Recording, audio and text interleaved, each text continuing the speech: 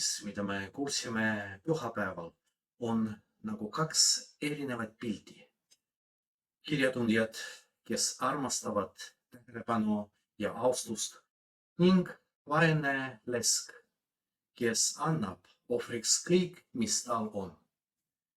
Ja evangeelium on võimas õpetund tõelisest armastusest ja ustavusest. Aga nagu tavaliselt väike lugu teise maailmasõja ajast.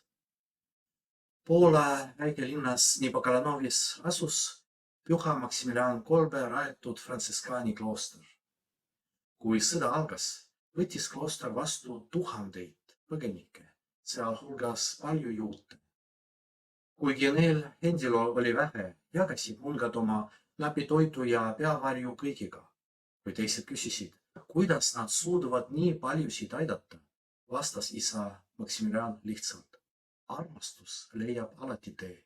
Isegi kui nende endi toiduportsioonid muutusid väiksemaks, jätkasid nad jagamast. Nagu tänase evangeeliumi lesk, andsid nad mitte oma küllusest, vaid oma vaesusest. See lugu peegeldab täpselt seda, millest Jeesus meile räägib evangeeliumis. Ta ei vaata mitte seda, kui palju me anname, vaid millesse südamega me anname. Püha Augustinus on öelnud, kus on armastus, seal ei ole koormat. Ja kui on koorem, siis armastus teeb selle kergemaks. Paavst Franciscus tuletab meile meelde, tõeline võim on teenimine. See on täpselt vastupidine kirjatundjate hoiakule, kes otsisid au ja tähelepanu. Tõeline suurus ei seisne mitte selles, mida me saame, vaid mida me suudame anda. Kuidas saame seda õpetust oma igapäevaellu rakendada? Eelkõige vaatame ausalt oma motiive. Kas me teenime teisi selleks, et saada tunnustust või teeme seda puhtast armastusest? Mõtleme sellele, mida tähendab anda kõik, mis meil on. See ei pruugi tähendada raha või materiaalseid asju. See võib olla meie aeg, tähelepanu või kaastunne. Ja õpime märkama ja hindama väikeseid armastuse tegusid enda ümber.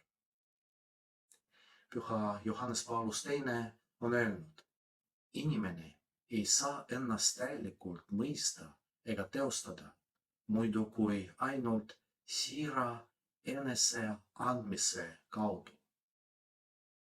Seega oleme kutsutud järgima sagedase eeskuju, andma heldelt ja armastusega, usaldades Jumalat, sest just nagu lesk, kes andis oma 2 leptonit või need mungad, kes jagasid oma viimast leiva, võime ka meie kogeda, et armastuses ja jagamises peitub tõeline rikkus. Ja palugeme Jumalalt, et meil oleks julgus anda heldelt, mitte ainult oma küllusest, vaid ka siis, kui meil endil on vähe. Sest just nii peegeldame maailmale Jumala armastust.